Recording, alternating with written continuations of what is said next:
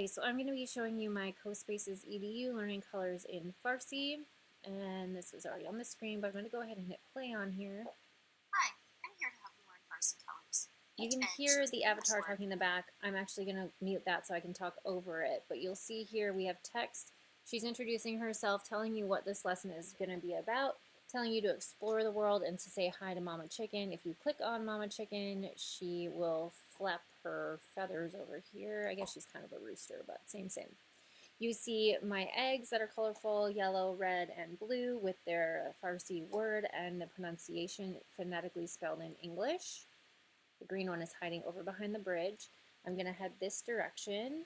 This has a YouTube video link if you click the balloons, which my little avatar person tells you. But I have added some additional vocabulary words here. So you click the balloons to learn more colors. It's a YouTube video. You see these different words just to help shore up this lesson. You say bod kunakoye, balloons, rangarang, which means colorful, and man, which is the possessive my when it comes at the end of a sentence. So I use this video and these words because I think they're a good way to introduce more concepts in Farsi to the learner.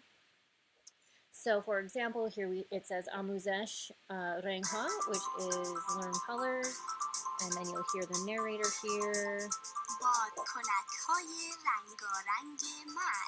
So Bad Kunak Hoye Renga Renge Man is my colorful balloons. That Hoye at the end of Bad Kunak makes it plural.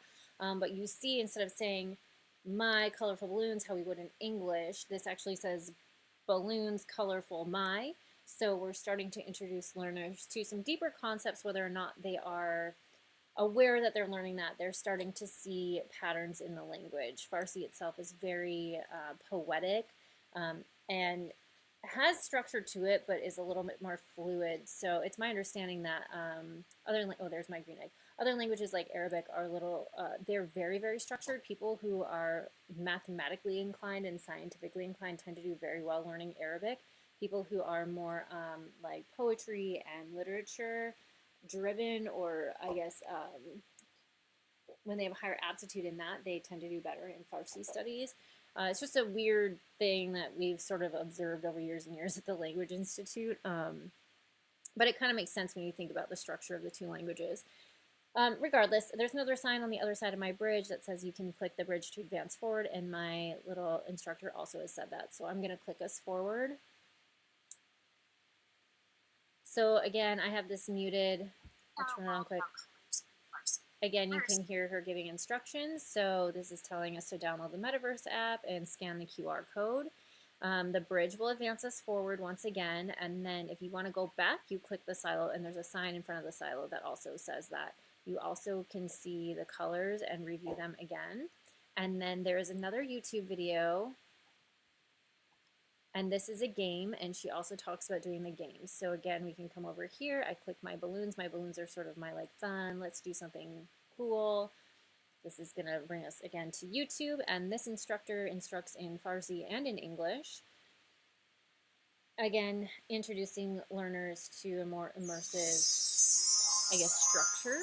And she is going to teach colors on a whiteboard, essentially, interacting with the students. So she's saying, kids, today I want to play with you. So, right, so we're playing I Spy. Okay. So she's saying English and Farsi. Okay, so she's going to move it forward, and she's saying, are you ready to play? Look on the screen. So that's just the example there. So I like this. Again, it's the colors we cover plus some additional other basic colors, and I really like it for the pronunciation piece. They hear a native Farsi speaker say those things. I'm not going to click my silo to go back. I'm just going to click my bridge to go forward.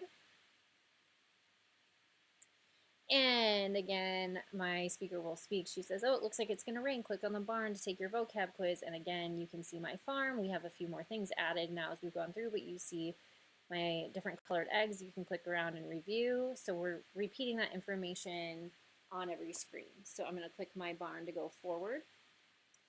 And again, if they want to review, you just click on that bridge to go back. But I want to click on my button to start over here. So I see green come up. Sabs. Did I remember? Yes. Okay. Red, Germez. Did I remember red? Yes. Blue, Abi. Did I remember that? Yes. Yellow, Zard. Did I remember that? Yes. Okay, cool. Yay, I got everything. So now I can click the barn and go inside to play with the animals. And again, there is audio here for our friends who have trouble reading text, have some kind of vision impairment or disability, or maybe just do not comprehend written text as well. You can play with all the animals in my little barn, interact with everybody. We can move forward. And again, I can click the doors and the doors will open.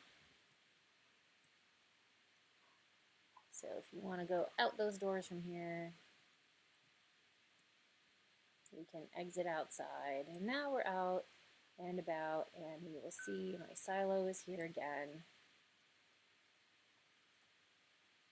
I'm going to click my silo, and it's going to take me back to the beginning. My bridge is also there if I want to click and end my activity. So that is the pretty straightforward version. I have interaction, I have supplemental video, and overall I thought it was a pretty fun exercise to do. The metaverse doesn't work super well, so I don't love that AR screen just because it's incomplete. It won't go to the YouTube video, but that's why I included that video on the introductory screen. So I think it's fun. Honestly, I would probably actually use this with beginner Farsi students who are just trying to learn like how to form words, and colors are generally very short.